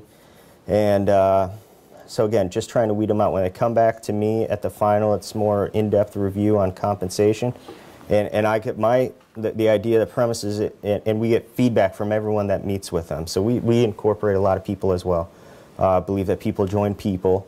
So we want the rest of our employees to meet with them and invite them in. And the 4 questions we have when I'm sitting down at the end is, if I were sitting here not, as managing partner of the company, as someone that they were presenting to, would I buy from them? That's, would I buy from them? Second question is, would I be proud to introduce them as the last recruit we just had into our organization? The third one is, would I want to go get a beer with them? You guys go get lunch. I'm still kind of hung up on your birthday thing, by the way. You guys do Brazilian steakhouse. I got a singing and dancing chicken in my office. I had to so I didn't go to my birthday last year. I took the day off. And the fourth question is, because it costs, in our analysis, roughly about $30,000 to $35,000 per recruit. I said, if it were your money, would you do it? And that's the real big question. Wow. And if we get 4 yeses on that, collectively from the team, we feel good about making the offer to join the team.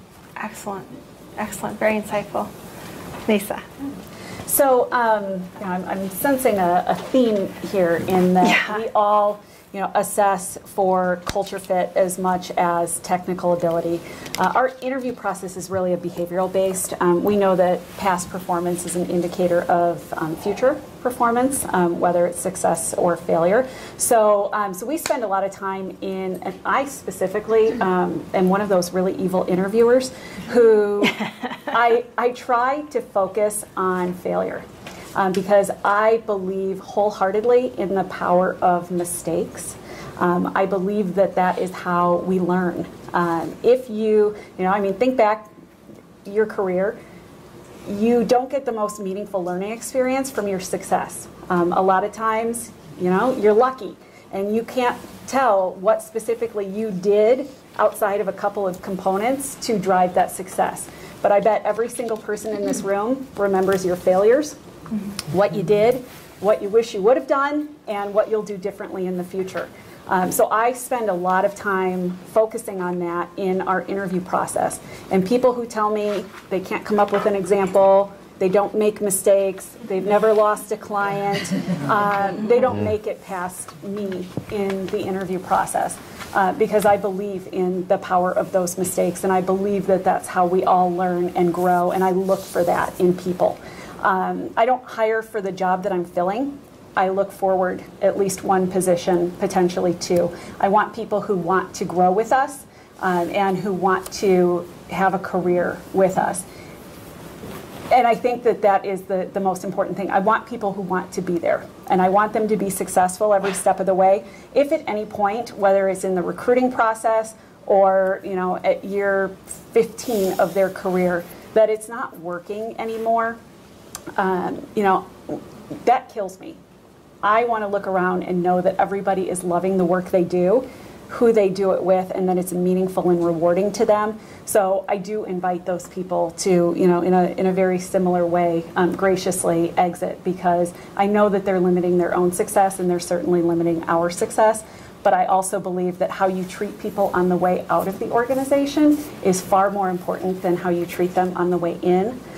It's really easy to court and date and make sure that you're putting on your best image and impression. But how you treat people on the way out of the organization is often the most telling of your employment brand. And so we focus on our employment throughout the life of the individual in their career with us.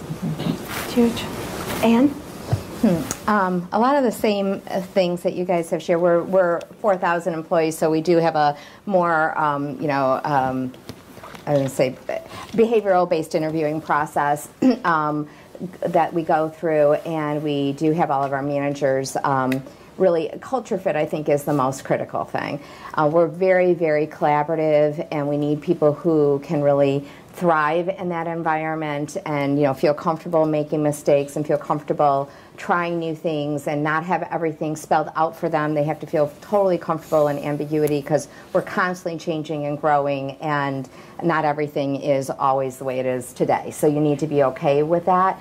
So we do ask a lot of questions about that. And we are also, we want people who really care about people no matter who the person is. So I always, if they didn't treat the receptionist as nice as they're treating our president, then they will not fit in our organization and they should not be working here.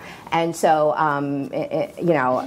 so I just want to, just really making sure that we have, again, the right fit.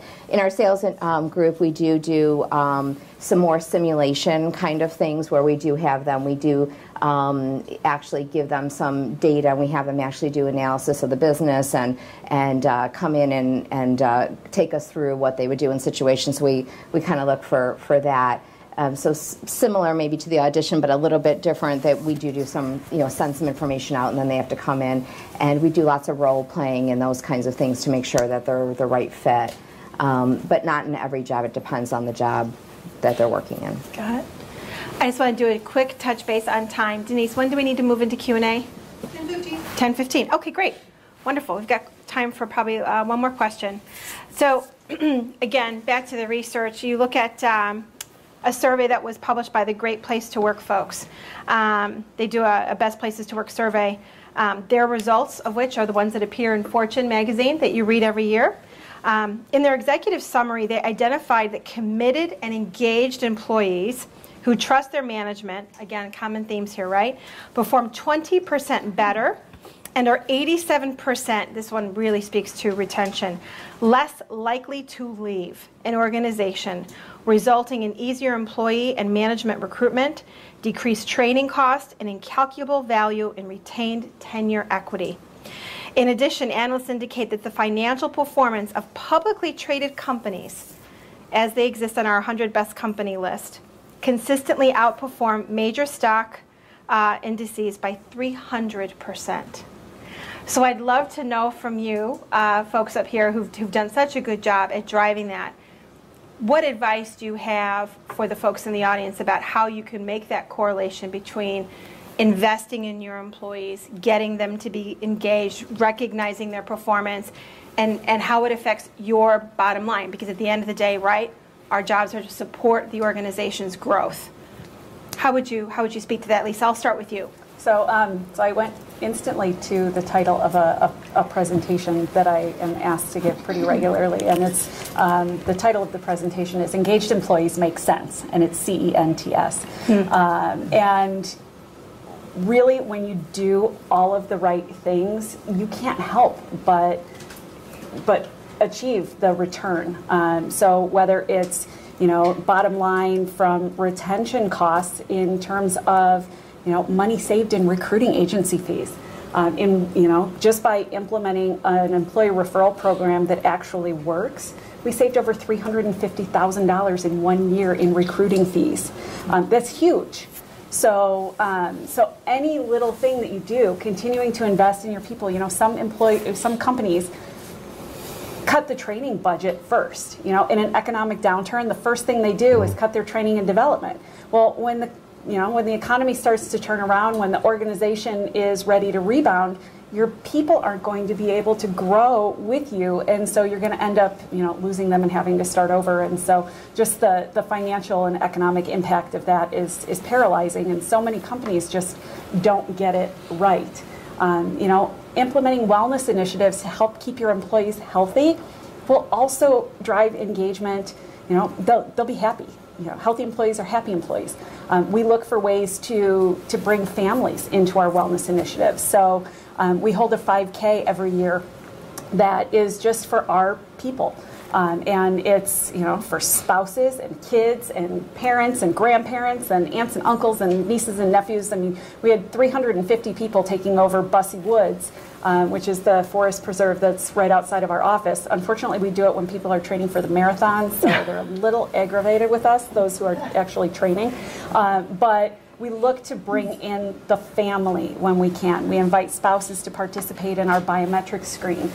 We invite spouses to participate in our wellness seminars, because we know that we can impact the employee at work through our messaging, but that employee goes home and gets either support or lack of support from someone at home. So we're always looking to do things like that. But collectively, all of those things make a tremendous amount of financial sense. And they will impact the bottom line. And we, experience double-digit growth year over year, and profitability. And that's an indication of something that's working. Very good. Peter, how about you? Same stuff, lots of stuff. We do a lot for engagement. We'll do birthday cards, anniversary cards, significant anniversaries or birthdays. We usually do flowers or gift certificates. We're barbecue at my house over the summer, our annual recognition dinner. It's I don't know how it really happens. That's the but there's a sense of pride with everyone within the organization that they want to do well. They want to achieve success. They want everyone to do well within the organization. And I don't know where it really comes from. It's that open environment that we're all there for each other. We work hard, we play hard, and I know it's kind of cliche, but that's who we are. When we're working. But I don't want people working all the time. I want them to be able to enjoy the benefits that come with what we do, and whether it's spending time with your family or community and charitable events, whatever it might be, and we encourage all that. And as an agency, we endorsed a charity that we surveyed the entire organization to say, okay, we're going to take on this initiative and support a charity. So we asked what they wanted. We got a list. We formed a committee, our charity committee, to go out and narrow it down. So we took input from everyone in the organization, and then went out and started interviewing the charities, looking into their financials and finding out what would have the biggest impact that we would want to embrace. And that process took a while. It took a lot of effort. But then we selected the organization, the charity that we wanted to support, which is Teen Living Programs in Chicago. And it helps homeless teens. And we've had an unbelievable amount of engagement from the organization, to which we won an award for from our company last year. They gave us $10,000 to put towards Teen Living Program. And once you see that stuff starting to happen, it's then they're performing great and staying later when they need to, and it's not because I'm telling them, or they're getting in earlier, and it just happens and continues to build on itself. Sure. Anne, how about you? I think a lot of it is just as you're doing it and you're really seeing it's the, would you invite, would you refer an employee? Would you tell your family and friends about things at Astellas? And if you are rating really high there, then it's really showing people are engaged. But I'd say probably we did recently, a couple years ago, we started this program. It started in our commercial organization with about 1,400 employees, and now it's grown across the organization. But what it is we really realized that we were kind of hitting a point in our financials that if we didn't start to really engage the whole organization and look for strategies to get through kind of this downturn that we kind of saw based upon our product portfolio, that we needed to, we really wanted to come up with some new creative ideas. So our president of the commercial business got up in front of his entire organization, about 1,400 employees, and said, I need your support to create innovative ideas to keep growing our business. And you guys who are down on the bottom line, you know what's going on out there, and you need to, I'd love to see whether or not you're in. So we had this thing that we wanted people to say, am I in? Am I going to help the organization, kind of get over this hump? Within a week, we had 800 people say, I'm in. Wow. And from there, we then we used John Cotter's change management process, which is kind of, he's a Harvard professor who really helps organizations with this change there's 8 steps to driving change. And we use his process, but we've created what's called the Guiding Coalition. It's about 35 employees who, with feedback from the 800 or more now employees, they send in their ideas of how to increase the organization, improve the organization. And these 35 employees, who are all levels of the organization, the only way we pick them is from they have to do an essay, and we do it on passion. It's a blinded essay, so we don't even know who they are, what level, what job they're in. And we pick these 35 very passionate employees, and they have a year stint on this Guiding Coalition to drive their ideas across the organization. They have come up with some incredible, really innovative ideas, and they are so passionate, and that they've gotten everybody just really excited. And this has just really driven innovation, excitement, passion at all levels of the organization. So I think if you can tap into that energy and do it in a way that really can drive, and we've got past that. We ended up having a record year that year. We're going on our 4th record year of sales and revenue. In a point where we saw a downturn. And we really think it was because the employees rallied and their excitement drove that. So. Yeah. Excellent. Who haven't I called upon? Mary Beth, sorry. No, I think it's, there is no doubt the only reason we've been able to see the growth we've seen as a company is our people. I mean, it's 100% attributable to our people. We try to make products that are delightful to the end user, and we try to have the experience of working with us be delightful to our clients. And if people are not happy and delighted and delighting each other internally, that is not going to happen. So keeping people engaged, it's essential to our well-being as a company. But I think, as I was talking to Tracy preparing for this panel, we talked a little bit about how I think it's so much easier to grow a culture from the ground up than it is to change an existing culture. And so if you're at a smaller company, don't put off thinking about these things. Get them in at the ground floor. Take these things as important and grow with them. But it may be frustrating to hear about this stuff if you're at a larger company, if you're at a company that doesn't currently have the culture that you want it to have. And I wonder if that's the case for you. If you maybe can't start a pilot program, can you identify a department that is working well, where you've got strong managers who are going to implement stuff, and say, hey, let's do a pilot program, and let's try and have, some of our goals be, let's give people more flexibility, more autonomy over their work. Let's really focus on growing everyone in that group. Her name is escaping me, but I don't know if anyone's read, the head of people at Deloitte has done some really, really interesting books about mass career customization, and she said something that was really, really compelling to me, which is people are more of a flight risk when they don't feel like they have market value than when they do. If you keep your people feeling like, at any time I can leave and go get another good job, right? Because I've got great market value, my skills are keeping up, my experience is keeping up. they're more likely actually to stay with you. If they think they're falling behind and they think they have to leave to get the opportunity to grow their skills, they're more likely to leave. So concentrate on a group and say, let's make sure we're growing their skills. Let's make sure they feel market relevant. And also really connecting what they're doing to the purpose of your company. Giving them recognition, not just, I mean, we're talking about some great stuff up here, but daily recognition is important too. Just those emails that say like, hey, I just want to call so-and-so out. What we do a lot is forward around. We'll get emails from our clients that are, I want to marry Alex, and so-and-so is my rep and they did such a great job. And we forward those around. Kudos to so-and-so. They had an impact on this customer, or, whatever we can do, kind of, small daily things. Can you get a pilot going where you say, like, let's make recognition and growth a big part of what this team is doing? You're going to see better engagement on that team. You're going to see better retention on that team, and you can model that out for your company. And maybe that's an easier thing to tackle than trying to change the entire company culture if you've got a big company or a culture that's got some issues you'd like to work on. That's great advice. Excellent. Well, thank you so much. This concludes the discussion part of our seminar today. We'd like to open it up to the audience with any questions that you have for our panelists today. Yes, go ahead.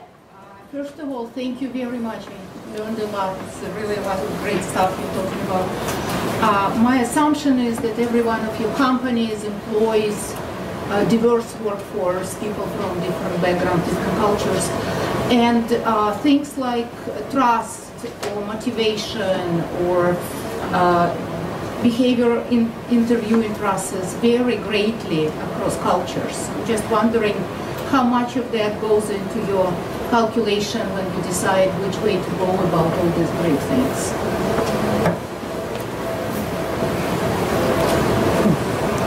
It's a tough question. Yeah, it is a tough question. I'm going to call it out. So we hired the best person for the job, regardless of any of the traditional diversity. We were having a conversation earlier. So our hope is that our selection process is fair and equitable across backgrounds. But not only that, it also celebrates the individual, and we believe that every individual, regardless of where they started their career, where they went to school, what their background is, has the opportunity to be successful within our organization. So I guess there's not something specifically that we do with respect to assessing a candidate's overall value and strength as a fit within our organization that specifically ties to that, but we absolutely consider the entire person. Very good. We're a Japanese-owned company, and so if you haven't worked with the Japanese culture, or that and we have a huge contingent in the Netherlands, so the Dutch culture is very different. So when you look at how you handle conflict, how you handle making decisions, culturally, those are very different. But we actually will train our employees on those differences so that if you're in a role and you haven't worked with those different cultures, that we help you be more successful and understand the nuances of that. But I would say that our recruiting practices are consistent and non-biased based upon the different cultures from that perspective. We look at what are the skills and competencies required to be successful, but taking into account that yes, we're a global organization and you're going to be working with different kinds of cultures. You need to have an appreciation and understanding and be open to that in order to be successful. Yeah. Lorraine. When you were talking about transparent communication, and you talked about having a template that different departments would fill out so that you had news to share, what kind of information were you collecting on those templates? A little bit of everything. So it could have been financial results that we wanted to share. We have company-wide goals throughout the year that we challenge and encourage each and every. So it's usually, we give ourselves a little margin of error. So it's either 85 or 90% of our employees do something. 2 years ago, our big company-wide goal was that we wanted 85% of our employees to complete a 5K.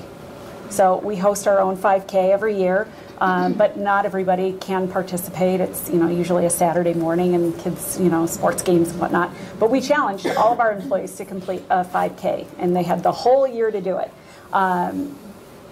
We ended the year very surprisingly at 93% of our employees having completed that 5K, which was a huge accomplishment for us. But so we would, on a monthly or quarterly basis, give updates to where we were on that. It could be also, an event that we're doing, making sure that everybody knows the date of our Assurance Casino or our next happy hour.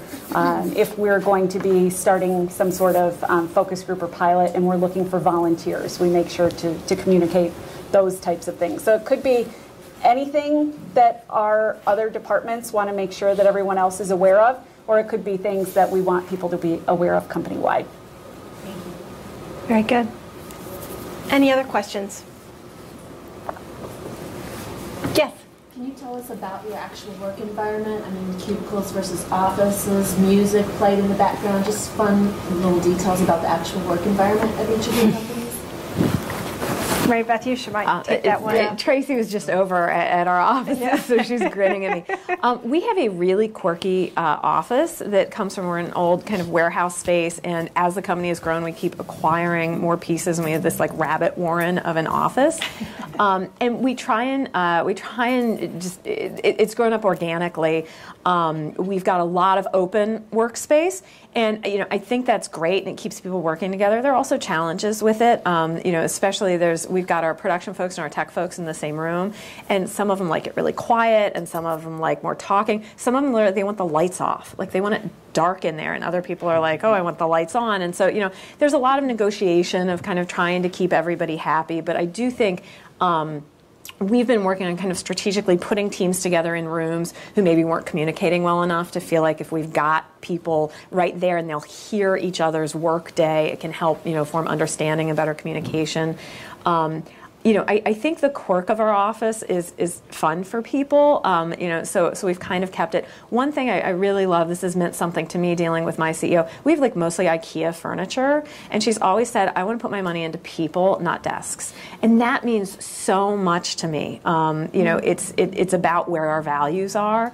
We do, our receptionist plays really fun music in our lobby, which is nice. Otherwise, most everybody's plugged into their headphones. So I think a lot of people are listening to music, but we don't have background music. And then we've also got a lot of little rooms people can kind of tuck into if they need quiet. And we've got some people who really like to work. Like some people work in the kitchen. There's like a standing bar, and they'll just bring their computers, and it's like they want movement and noise, and that's helpful for them. Some people will work in our common areas, but having some flexibility for people to move around, I think, is helpful and keeps people more energized. So that's our physical space. Lisa, we're a pretty standard Cuban office kind of facility. But we don't like the boring white walls that most offices have. So we bring in a lot of color wherever we can. Mm-hmm. We also have, we bring in some of our branding throughout our space. So we have an entire wall that's dedicated to high fives.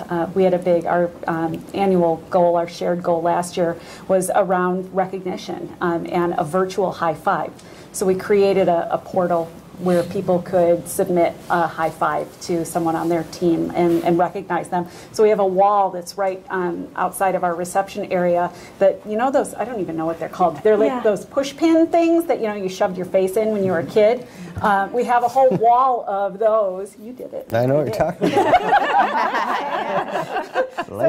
So we have a handprint in a bunch of them. We have like 30 of them all lined up, and that's our high five wall. We have one wall of our office that's dedicated to our various annual themes and what those were intended to drive. We have an idea wall where our idea mascots, who are actually light bulbs, they're brother and sister, Ivan Idea and Sharon Idea. And so we have a whole wall dedicated to Ivan and Sharon where we highlight some of the more unique and innovative ideas that our employees have brought forth. So while our structure from an office perspective is very standard, kind of how we how we brand the space and bring some fun. And then the helium balloons for sure definitely lets you know that you're in an assurance space. We're very traditional. We've got about 1,400 people in 2 buildings, cubes, offices. We do have a lot of open area where people can go sit, and we have a cafe and a couple different cafeteria space. A lot of people go and work in because it's just more open, but there's no music in the background. It's just quiet. So people plug in a lot, I think. And Lisa, you have a penthouse. We do. We do. We have a penthouse space. So our corporate office is in Schaumburg, and we're in an 11-story building that actually has a top secret 12th floor that's only accessible to assurance employees. For you football fans out there, it's actually where Walter Payton used to have his private gym. So our penthouse space, so he used to have 34s, which was at the Schaumburg Hyatt right next door to our building. And so we took over that penthouse space. We kept the locker rooms so that's where people can do their workouts and whatnot, but we have our happy hours up there. We do our assurance casino up there. It's a fun space for people to gather that's anything, but corporate. Yeah. Very good. We have time for maybe one more question. Sure. I think like a common theme that you brought up that as being one of the top drivers for engagement was getting the buy-in from senior leadership. And I think with some organizations, maybe that's an easier said than done type of thing, just to get that engagement. Mary Beth, you brought up kind of scaling it down and doing more pilot programs within departments. But what other advice do you have to kind of go after and get that buy-in to be able to do some of the things that you've been talking about? You're in the hot seat. I do think, there's a lot of great research. Yeah. I think there is a lot of great research on how productive work from home employees are. I know there's always concern about, with the flexibility, will people. A lot of great research out there showing that it's productive. I think, great research about how engagement drives retention and retention drives the bottom line. So if you've got, if you've got both, data to show, look at what the industry is telling us, and then you've also got anecdotes, some of this stuff about, companies that have been really successful based on, letting culture drive retention. That 1-2 punch, I think, of really, presenting data and also presenting anecdotes can sometimes be really effective to move people. I would also say don't work with people who aren't moved. And if it's senior leadership, that really is tough. But if you've got some folks in the organization who are resistant, I'm not saying don't try and win them over, but work first with the people who get it, and see what they can drive. And I think that's that's your only hope. You do need senior leadership bought in, but even if you don't have everyone bought in, I think if you can drive results with some folks, you can create kind of a ripple effect. And I think, too, to build on that, don't underestimate the power of a pilot. So the whole point of a pilot is to kind of do a litmus test and see if it's going to work. So what's the worst thing that'll happen? People will say you tried. You either tried and failed or you tried and succeeded. But unless you try, you're never going to find out. So build those champions into your pilot, and great things can happen. A lot of the great initiatives that we've implemented have started as a pilot because our workforce was somewhat resistant to it. We just rolled out, remote work and telecommuting probably about 6-7 years ago. But our sales force was the most resistant to it because they wanted to see, the face of the person who's servicing all of their accounts. And if I can't see you physically, then how do I know you're working? And so building that trust and making sure that people were comfortable with it. But we started it with one small team and then, took the lessons learned, tweaked it, enhanced it, and now, it's something that our entire organization takes advantage of very regularly. I like to use testing. It's the same idea of pilots, but to me, pilots sound like too much.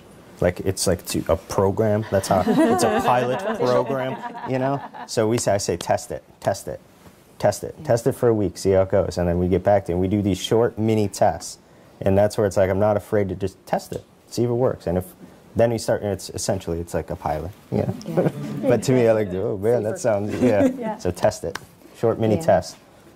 The idea that I was sharing about the commercial organization and really getting their people involved. The other parts of the organization were like, oh, I think that's a stupid idea, and that's going to take too many resources and get us focused on things other than, like they were kind of, now everybody on the senior leadership team, and including the president, is sponsoring one of the work groups. So they went from basically this one functional area saying they thought it was important to now total cross-functional and sponsorship at that level. But that took the results, and it took like, oh wow, and really seeing the excitement and the passion and the, once you, it's kind of, if you do it right, it can really, kind of go out. Very good. Well, my gosh, where to begin with the thank yous? Thank you to all of you for attending our seminar today. We certainly hope that you received a lot of valuable input, but certainly standing here, I can't imagine you could have walked away with any more. It was really amazing. Thank you to our panelists. You were terrific. We are so honored to have such representation here today for our panel, the best organizations to work for in the Chicagoland area. We're really, really honored and grateful for your presence here today. Thank you. Thank you. I also just want to take a quick thank you to Denise Kowalski, who's our Director of Marketing. Without her, none of this would happen. I mean, it's really a group effort, but you really deserve some recognition, so thank you, Denise, for everything. Now I have just a couple announcements and then a little fun part. We have a giveaway for the first time today. We are giving away this, I'll show you this, handy-dandy, soft-sided briefcase. I know it's on the top of everyone's list. This is from one of our partners, Added Incentives. We filled it with some really fun stuff. And yesterday morning, we went ahead in the office and did an official poll. We pulled names, we put everyone's name who was confirmed to attend. Now, I'm not sure if everyone's here, but the first name that came up was Erin Setson from United Stationers. Are you here, Erin? She is not here. I know her. Oh, you know. Okay. See, we thought that might happen. Okay. How about Lisa Gianelloni? Yay! Lisa! There you go. Thank you. Thank you. Enjoy. All right. All right, and then at everyone's place, you should see a feedback sheet. We would so appreciate it if you could just take a few moments to complete that. Your feedback goes a very long way in telling us what's important to you, and it is that input that we take that helps us create the programs that we're going to try to bring to you every quarter this year. So please go ahead and complete that for us. There will be a video of today's seminar posted to our website probably by the end of the week, so certainly you can feel free to refer other colleagues to the video. They can get all the information that was shared here. CareerBuilder, we'd love to thank you again for your continued support, and specifically Aubrey Caldwell and Colleen Drager. Thank you so much. And speaking of next seminar, our next seminar is already scheduled. This room, April 30th. We'll have more information on our website in the weeks to come. Okay? So, let's see here. I think that was about all of my little housekeeping. Oh, yes? Is there something we do with Denise for CEUs? Oh, for the HRCI credits. Yes. If any of you need a certificate of completion for your HRCI recertification, you can see Cindy Mitchell or myself. We'll have them at the front desk. Very good. And in closing, I just want to say thank you. I see a lot of familiar faces out there. Many of you are folks that we've worked with. We appreciate your continued support. Certainly for those of you who are not as familiar with the Steely Group, we are specialists. We've got 3 primary practice areas here in recruitment and staffing. Those are human resources, clinical, and healthcare. We'd welcome an opportunity to work with any one of you who do not know us yet. So with that, thank you again, everybody, and have a great day.